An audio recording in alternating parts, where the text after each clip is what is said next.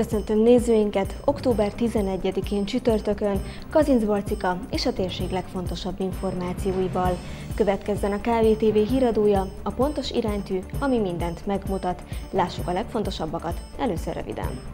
Üléseztek a városatyák, csak nem 3 órán át tárgyalták a temető ügyét. Önkéntesek hetek Kazincbarcikán, még 2 napig várják az érdeklődőket a szervezők. Elköltöztek a szalézis diákok és tanárok. A múlt héttől a volt Jókai Gimnázium épületében zajlik az oktatás. Munkaterv szerint ülését tartotta Kazincbarcika város önkormányzatának képviselőtestülete múlt pénteken. A városatyák több napirendi pontot tárgyaltak, majd 3 órán át tanácskoztak a városi temető ügyét illetően, melyet október 1-től az önkormányzat egyik cége, a Barcika Park Non-Profit Kft. Üzemeltet.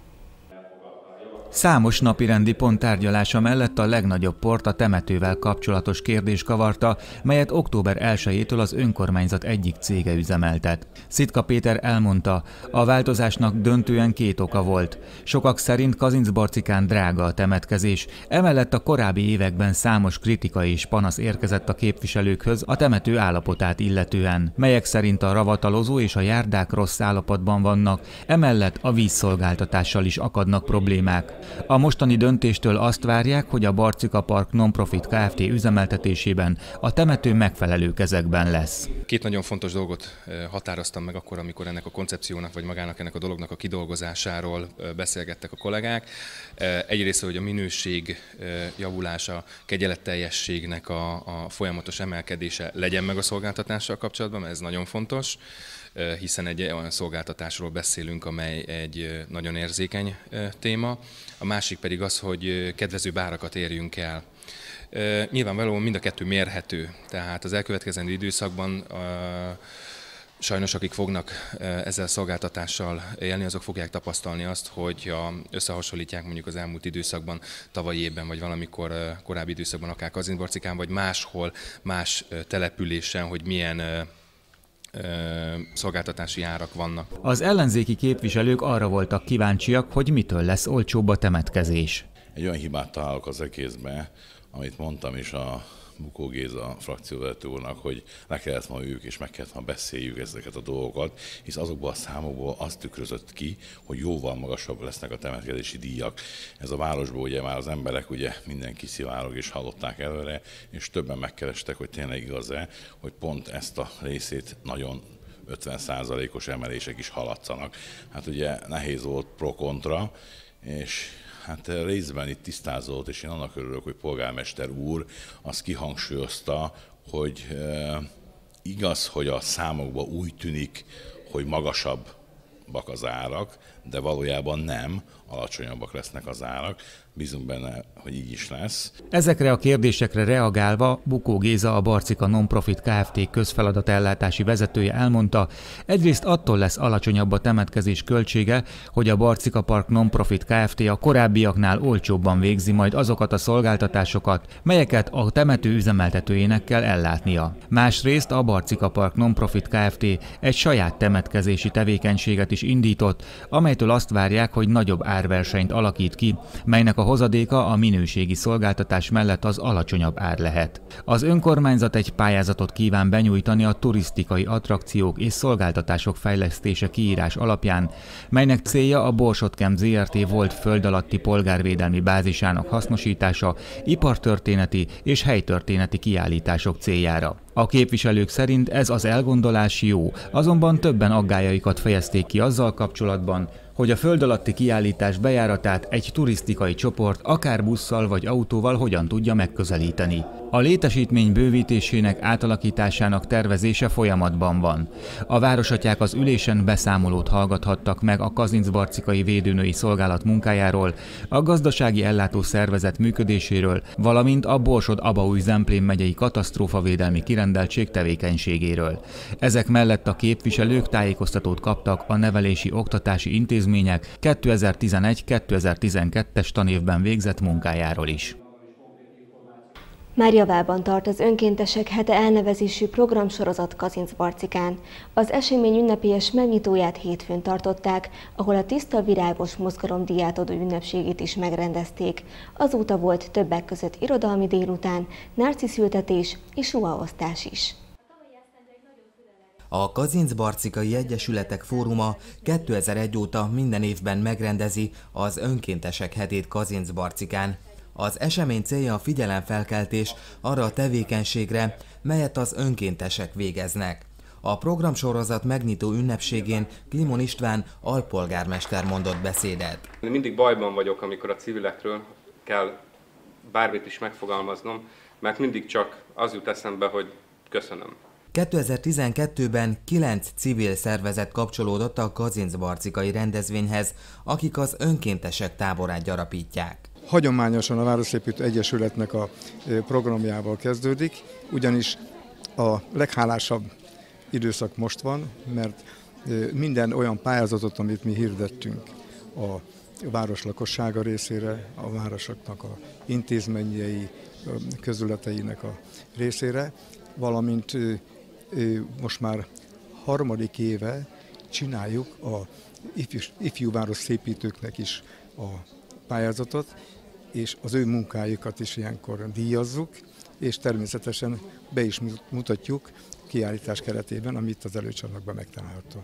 Ez már a művelődési központ melletti terület, ahol a város vezetői, önkormányzati képviselők és civilek nárciszhagymákat ültettek szerda délután a Méltóság mezeje program keretében.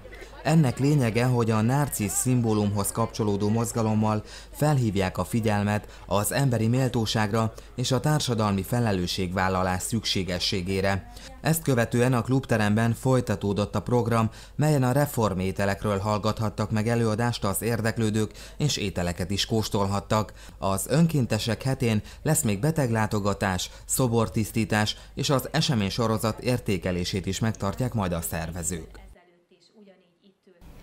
A volt Jókai Gimnázium épületébe költözött a Szalézi Szent Ferenc Gimnázium a múlt héten. Mindenre azért volt szükség, mert az intézmény épületét korszerűsítik egy nyertes pályázatnak köszönhetően. A projekt keretében kicserélik a nyilászárókat, új külsőt és szigetelést kap az épület. Több óriási padokkal és székekkel zsúfolt kamion és teherautó, lelkes szülők, diákok és a tantestület költöztette át az intézmény felszereléseit a volt Jókai Gimnázium épületébe.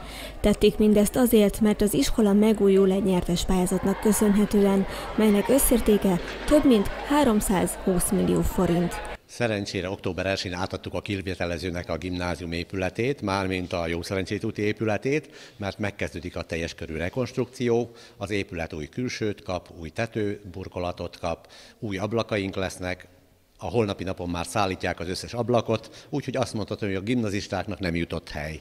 Ilyen módon az önkormányzat szíves közreműködésével megkaptuk a volt Jókai épületét, amelyet a mai napon birtokba vettünk, elfoglaltunk, úgyhogy holnaptól itt folyik a tanítás. Az átköltözés mindössze 3 órán át tartott. A tanulók nagy lelkesedéssel vetették bele magukat a munkába.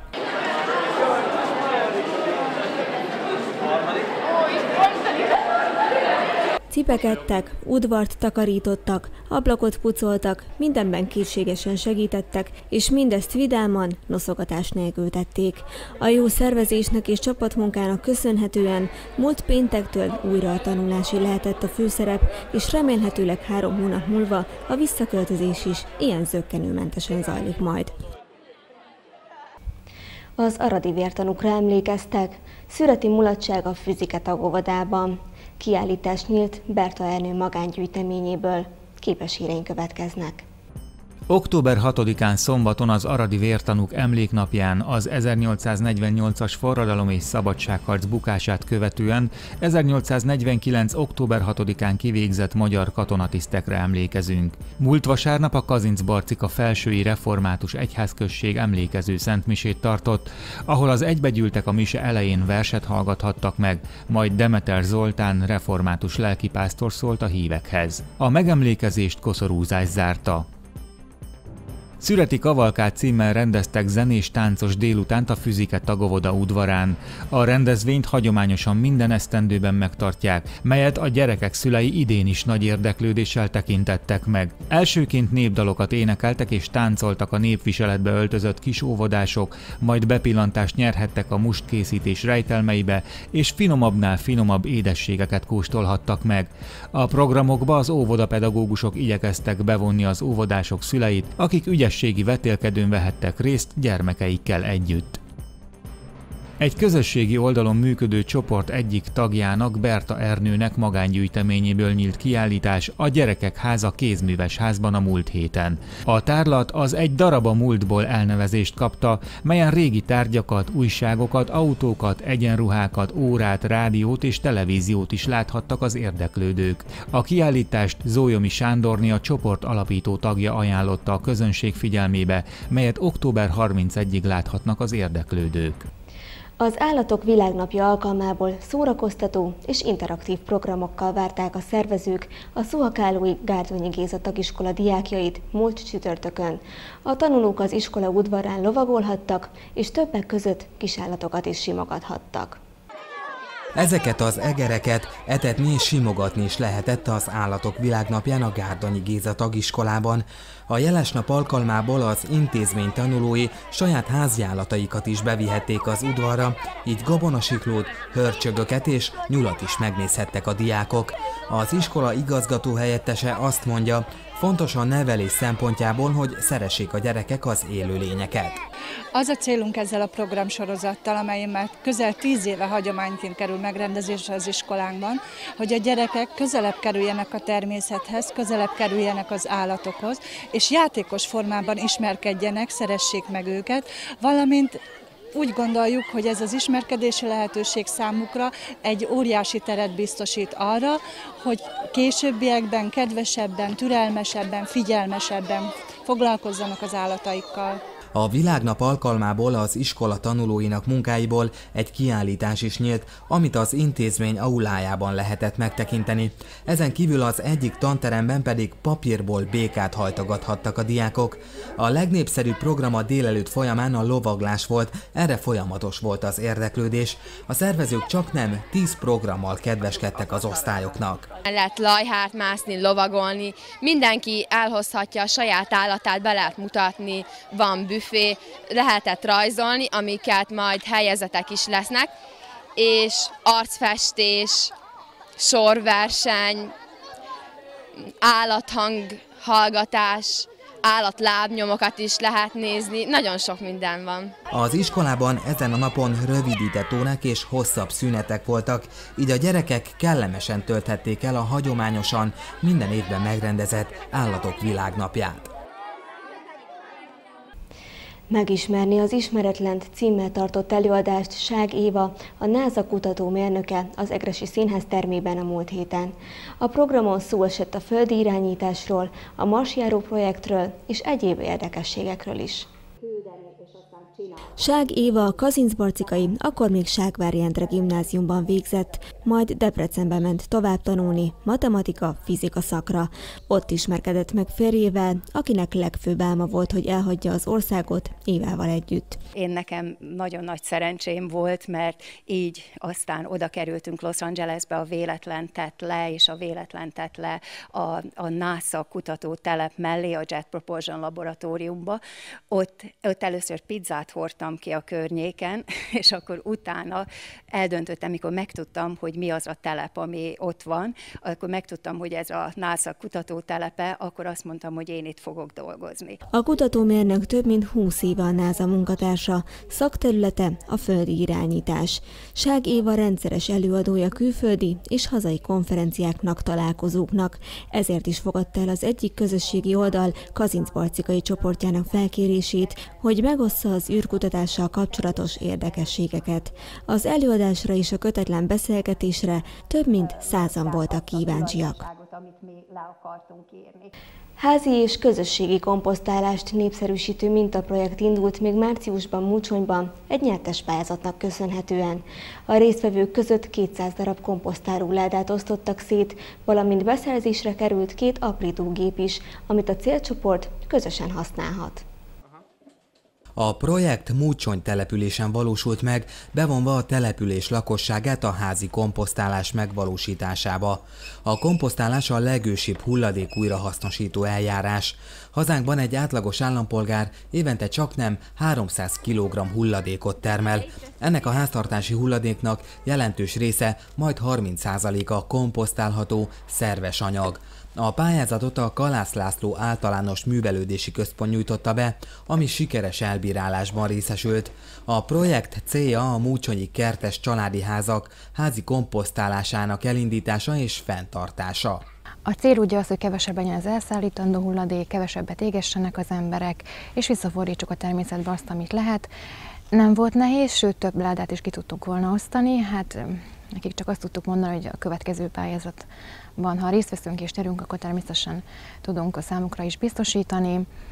Tehát nagy volt az érdeklődés, nem volt problémánk a 200 láda kiosztásával egyáltalán. Múcsony település háztartásaiban keletkező szilárd hulladék 30-40%-a természetes, szerves anyag, melyek egyrészt a konyhában keletkező nyers zöldség és gyümölcs maradványok, másrészt a kertben képződő zöld hulladékok. Ezáltal indokolt volt a 400 literes méretű komposztládák beszerzése pályázati forrásból. A komposztálás lehetőséget ad arra, hogy a háztartásban és a kerti munkák során keletkező szerves hulladékokban lévő tápanyagokat visszajutassuk a talajba. Kitűnő talajjavító eszközként tudjuk használni. Alkalmazzuk, akkor a talajt sokkal lazábbá tudjuk tenni, víztartóbbá. A növények ki tudják vonni a hasznos anyagokat, és a kártevőkkel szemben sokkal ellenállóbbak lesznek.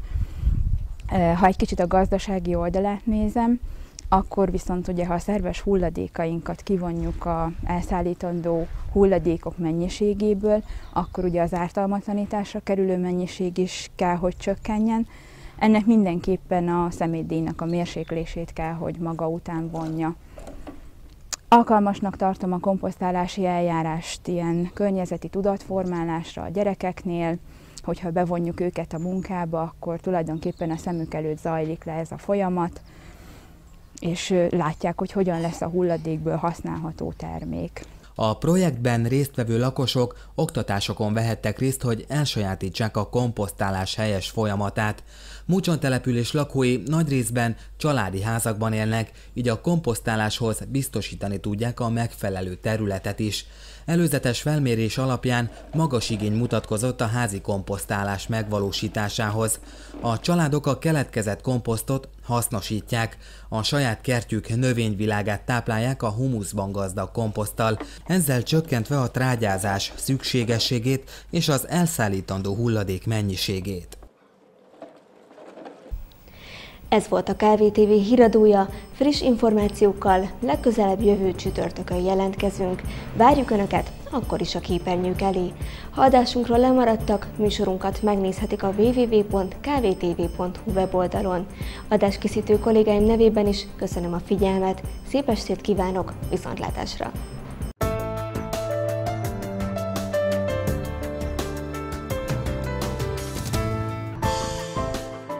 Folytatódik az átlagosnál hűvösebb időjárás. Egy köztes anticiklon, majd egy nyugati ciklon előoldalán áramló enyhébb, de nedvesebb levegő alakítja időjárásunkat. Időnként megnövekszik a felhőzet, párás lesz a levegő, foltokban köd képződik, csapadék nem valószínű. A változó irányú szél mérsékelt marad, reggelre általában 2 fokig csökken a hőmérséklet. Egyre többfelé megnövekszik a felhőzet, de több-kevesebb napsütés is várható, csapadék nem valószínű. A keleti szél időnként megélénkül, délutánra 13 fokig emelkedik a hőmérséklet. Hidegfronti hatás van térségünkben, a hétvégétől egy délnyugat felől érkező ciklonnak köszönhetően változékonyabbra fordul időjárásunk, gyakran megnövekszik a felhőzet, és szinte minden nap lehet kisebb eső, zápor. A hőmérséklet egyre emelkedik, hétfőtől akár 20 fok körül is várható.